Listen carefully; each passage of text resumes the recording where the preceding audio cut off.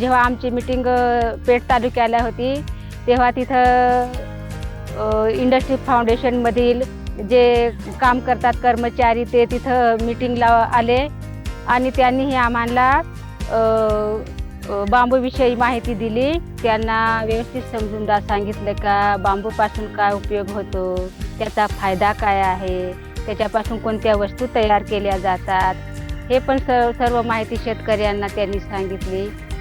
व शेतकऱ्यांनी मग विचार केला की बांबू लावल्यामुळं आपल्याकडे अवतीभोवती पर्यावरणही स्वच्छ राहील, शुद्ध हवा. कारण आपल्या गावात मध्ये भूकंप झालेला असल्याने पाणी धरून राहत नाही.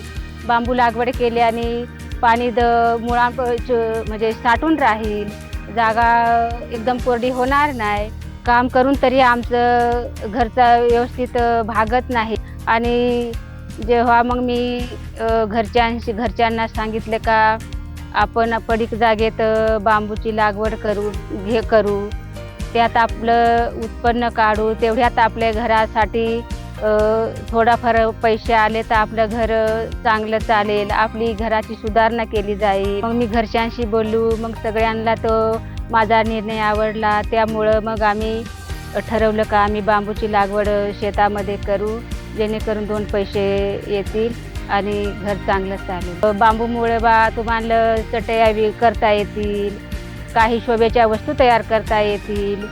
तुम्ही ते तुमची परत 4 वर्षानंतर तुमची उपजीविका सुरू होईल, जेणेकरून तुम्हाला दुसरीकडे रोजगाराला जावं लागणार नाही.